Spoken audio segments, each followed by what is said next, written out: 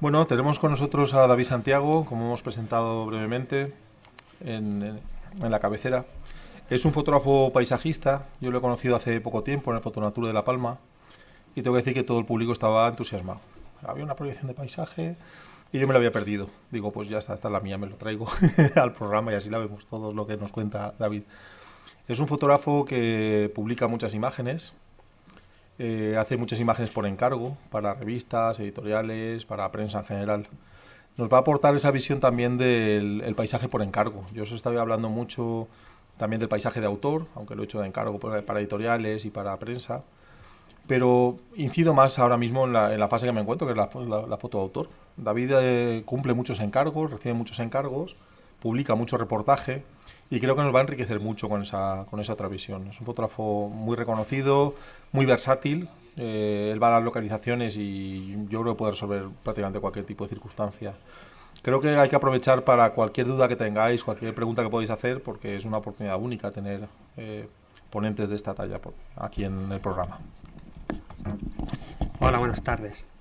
Bueno, antes de nada, hemos tenido un pequeño problemilla a la hora de pasar el PowerPoint a la pantalla y bueno, todas las chuletillas que uno tiene abajo que os va diciendo, pues yo no las tengo. Entonces, bueno, tengo que tirar mucho de memoria y bueno, tengo aquí alguna chuletilla que preparé también, así que bueno, habrá cosas que se me olviden y otras que no, claro.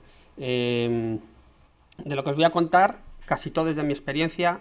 No soy una persona que veo muchas fotos, porque tengo una biblioteca impresionante, pero no soy de las personas que me dedico a leer muchos libros de fotografía, ¿de acuerdo? Entonces va a haber muchas de las cosas que veáis aquí que a lo mejor vosotros sabéis otros métodos para conseguir un resultado mejor. Y nada más, voy a empezar, ¿vale? Os voy a hablar un poco sobre la cita de Ansel Adams, muy poquito, y luego ya voy a empezar a hablar sobre el formato, que es muy importante para mí, material, dónde ir y cuándo, imprevistos, medición de la luz de una manera determinada, filtros, consejos sobre composición, elementos que enriquecen el paisaje, un día de trabajo y unos consejos prácticos para si fotografiamos en una selva, en un desierto, etcétera, ¿vale? Os voy a dar unos pequeños consejos. Bueno, lo primero es la cita, como ya la cita de Ansel Adams, que ya la hemos visto antes, que es la que decía que la fotografía del paisaje es la prueba suprema del fotógrafo y a menudo la suprema de su ilusión. Yo creo que si nos pusiéramos aquí a hablar sobre cuál es la prueba suprema para el fotógrafo, pues me imagino que unos defenderían que es la fotografía de animales, la que entraña mayor dificultad. Otros yo creo que matizarían y dirían que dentro de la fotografía de animales es la de insectos en vuelos la más frustrante. Otros dirían que es la fotografía científica, otros la de paisaje. Y al final yo creo que no nos pondríamos de acuerdo en nada. Entonces yo creo, bajo mi punto de vista, Ansel Adams lo que nos quería decir con esta cita era que la fotografía de paisaje va a depender de numerosas variables ajenas al hombre. Y estas variables van a ser muy diferentes en función del ecosistema en el que nos encontremos. No es lo mismo hacer una fotografía en una selva que estar en un desierto, que estar en una zona polar, que estar en un llano en los campos de Castilla. Ahí va a esperar un momentito, perdón. Dentro de la cita, para la segunda parte, cuando decía Ansel Adams que es la suprema desilusión, le he pedido a Fernando Puche, que tendremos otro fotógrafo paisajista, que tendremos la oportunidad de tenerlo aquí, si no me equivoco. Le dije que me escribiera lo mismo, pero con otras palabras, ¿no? Entonces, él me escribió que es la distancia entre lo que sueñas y lo que te encuentras. Y lo cierto es que el fotógrafo de paisaje se pasa la vida soñando, ¿no? Porque ves en una revista ese paisaje, ¿no?, de aguas cristalinas, o ves en la 2 ves un documental sobre los geysers en el Parque Nacional de Yellowstone, en Estados Unidos, o vemos ese desierto de formas sinuosas, provocadoras, ¿no?, al que deseamos ir alguna vez. Y el problema es que cuando llegamos allí, pues lo que nos encontramos es es un montón de arena, un lugar que aparentemente está sin vida, y entonces, bueno, la temperatura es terrorífica, el equipo se calienta mucho y pensamos que lo vamos a perder. Entonces, ¿qué hacemos ahí, no? Cuando luego pensamos en esas fotos que hemos visto, decimos, bueno, ¿ahora qué hacemos, no? Ahora ya estoy en el lugar adecuado, pero tiene que haber algo más, ¿no? Bien, yo os voy a dar bastantes recetas, ¿de acuerdo? Para ver qué podemos hacer en este tipo de situaciones. Lo primero, y para mí muy importante, es el formato. Para hacer fotografía de paisaje lo normal es que todos utilicemos una cámara con formato full frame, ¿de acuerdo? Que es el que equivalía antes a la diapositiva de 24 por 36 milímetros. Antiguamente, con el tema de las diapositivas, yo creo que eran más, los paisajistas solían utilizar, bueno, como ya decía Benito, utilizaban formato medio, utilizaban placas, etcétera, pero hoy día el elevado coste del material pues hace que, bueno, que al final tiremos todos con cámaras full frame. En mi caso, bueno, yo tenía una Hasselblad, hacía mucha diapositiva 6x6, entonces claro, el problema es que yo cuando componía todo lo veía cuadrado, ¿de acuerdo? Cuando me pasé de nuevo al digital, pues claro, al ser un formato rectangular, cada vez que yo componía, pues veía que me sobraba información siempre a los lados de la fotografía. ¿Qué hice? Bueno, con esta foto lo voy a enseñar mejor. Lo que hice fue tirar de cinta aislante, como veis aquí, ¿vale? Y bueno, empezaba a ver ya las fotos de nuevo en formato cuadrado, ¿vale? Bueno, aquí no os lo he contado, pero bueno, todo esto surge porque, bueno, viendo un día un reportaje de formato medio, pues empecé a sentir nostalgia, ¿no? Y dije, jo, qué pena haber perdido ese formato. Entonces lo que hice fue, lo que os he contado, hoy día ya hay cámaras que salen con esto, es decir, que puedes elegir el formato. Entonces empecé de nuevo a hacer fotos en formato cuadrado y rectangulares, ¿de acuerdo? Empecé a hacer de nuevo fotos en formato cuadrado, en formato rectangular y naturalmente panorámicas. Para la fotografía en panorámico, lo más normal, que es lo que hacemos todos, es lo que explicaba Benito, es hacer varias fotografías y las usamos mediante un programa. Yo utilizo PhotoStitch, que es muy sencillito. Cuando utilizamos un angular, pues claro, el problema que tenemos es la curvatura. Entonces, si os dais cuenta, si hacemos una fotografía con un 24 milímetros, como en este caso, y las unimos, el problema es que tenemos que recortar. Bueno, pues yo lo que hago en mi caso es que utilizo un objetivo descentrable. ¿Qué me permite hacer un objetivo descentrable? Que yo hago dos fotografías, como veis, ¿de acuerdo? Con un 24 milímetros, y cuando las uno con el PhotoStitch, bueno, la forma de cómo se maneja un descentrable, si lo veis aquí, lo que hacemos es que giramos la ruedecita y va hacia un lado y hacia otro, el objetivo, ¿vale? Entonces, como os explico, hago una fotografía, hago dos fotografías, una, giro el objetivo, o sea, la cámara está quieta, el objetivo está quieto, giro la ruedecita y el objetivo va a la izquierda, hago la foto de la izquierda, giro la ruedecita sin mover la cámara y hago la foto de la derecha. Con el PhotoStitch las uno, perdón, y el resultado es este, ¿vale? Entonces, claro, si os dais cuenta, no perdemos absolutamente nada en la fotografía.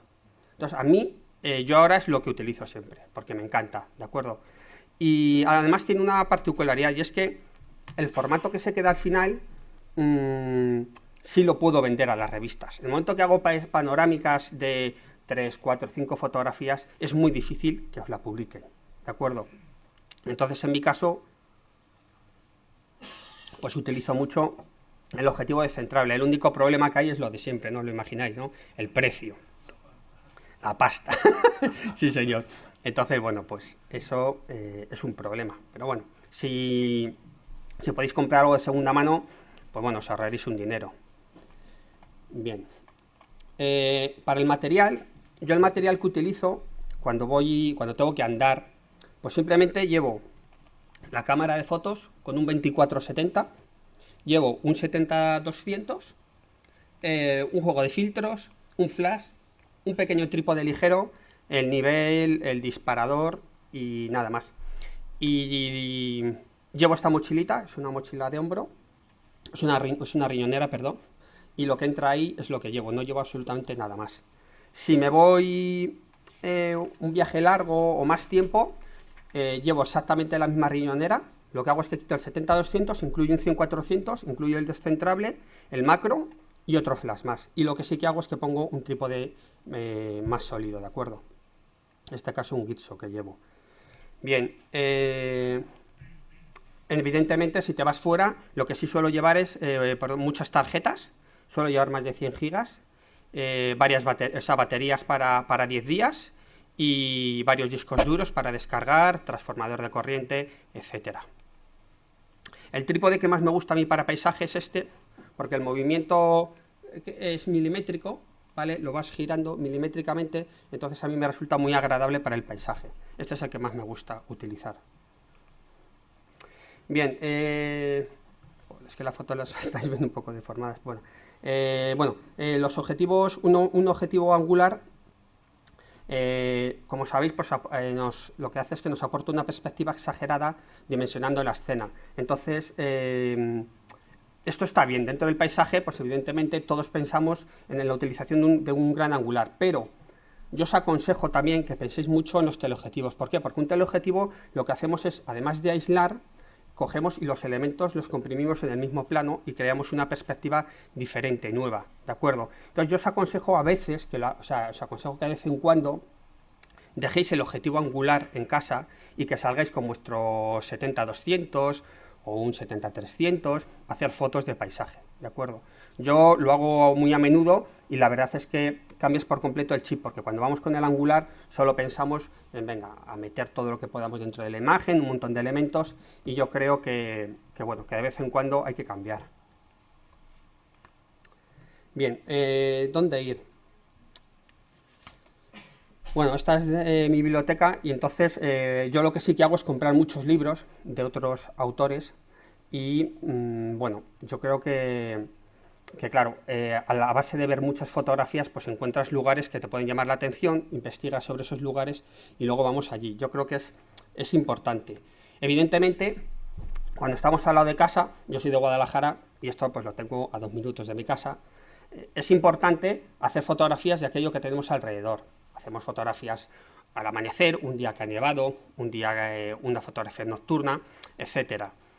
Cuando se nos empiezan a acabar ya este tipo de paisajes, podemos hacer fotografía de detalles, que es más fácil de hacer. Siempre las tenemos al lado de casa, podemos fotografiar un montón de detalles, en este caso pues, unos helechos con una cascada de agua. Podemos también hacer fotografía artística, ¿de acuerdo? Que también se vende muy bien.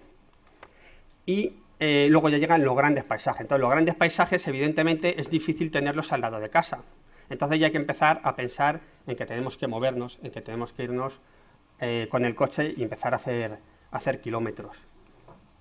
En este aspecto resulta fundamental inspirarnos en otros autores. Para mí, cuando vemos una fotografía, una gran fotografía en una revista y queremos ir a ese lugar, yo pienso que no se trata de llegar y decir, bueno, voy a hacer la misma fotografía, voy a intentar colocar el trípode donde lo haya colocado el fotógrafo y hacer lo mismo. Para mí, lo que me tiene que aportar lo que me tiene que aportar el hacer esa fotografía tiene que ser que vamos a adquirir una técnica que nos va a permitir luego desarrollar proyectos más personales. Es decir, nos va a tener que permitir desarrollar esa técnica en otros lugares, en otras composiciones y a otros motivos, ¿de acuerdo? Y evidentemente tenemos que dejar nuestra propia particular, o sea, nuestra mirada particular del paisaje en esa fotografía. Por lo tanto, no podemos hacer la misma. Imaginaros, aquí ese mismo lugar, pues es diferente, es una forma diferente de ver la fotografía. Y luego ya llegamos a los grandes paisajes, pero en el extranjero. Claro, aquí ya el problema que hay es que si queremos ir, por ejemplo, al Salto del Ángel, pues claro, tenemos que ir cuando la cascada tenga mucha agua. ¿Por qué? Porque lo normal es que lleguemos allí y tengamos un día solamente para hacer esa fotografía. El viaje cuesta dinero. En definitiva, pues claro, no vas a poder volver, digamos, al fin de semana siguiente o al cabo de un mes y es complicado. Por lo tanto, aquí la documentación es muy importante. Cuando yo os aconsejo también para la fotografía es que si hay algún lugar que os guste mucho, por ejemplo a mí me gustan las tablas de Daimiel, me gusta ir y hacer fotografías en todas las estaciones del año y con diferentes momentos de luz. De esta forma, pues bueno, vais a dar cuenta que no siempre es necesario tener una primavera florida para hacer una buena foto o tener una luz maravillosa. Tenemos que aprender a hacer fotografías en con cualquier condición atmosférica, ¿de acuerdo? Podemos hacer, bueno, pues como veis, una foto en invierno, una foto en verano, fotografía nocturna con iluminación artificial, etcétera. Luego surgen los imprevistos. Claro, nosotros cogemos y decimos, bueno, pues vámonos a ir a hacer vamos a hacer daimiel, venga, quiero hacer un atardecer y un amanecer bonito. Entonces llegamos allí y entonces, pues bueno, tenemos tormenta, la luz no es la que queremos, entonces empiezan a surgir los imprevistos. Entonces yo os voy a dar una serie de consejos. Por ejemplo, en los días de niebla, yo creo que es conveniente pues meternos en el interior de un bosque y aprovechar precisamente la niebla para enriquecer nuestra fotografía. En este caso, pues bueno, aprovecho también una serie de hongos que también enriquecen la fotografía junto con la niebla. La niebla, lo comentaba con Benito, hay varios métodos también de crearla. El más fácil yo creo que es el BAO. O sea, tú echas BAO al objetivo y es lo más fácil. Además, lo bueno que tiene el BAO es que controlas dónde lo echas en función de cuándo empieces a echarlo. Es decir, si tenemos aquí el objetivo y empezamos a echar BAO así, de esta dirección a esta, evidentemente primero se va a ir de aquí el BAO y va a durar más. Entonces, por ejemplo, si esta fotografía yo lo hubiera hecho con BAO, empezaría de aquí hacia abajo. Y aquí cuando se va quitando es cuando disparo y dejo solamente que el efecto ese de niebla cubra el tronco. Eso ya es probar, o sea que tampoco tiene mayor dificultad.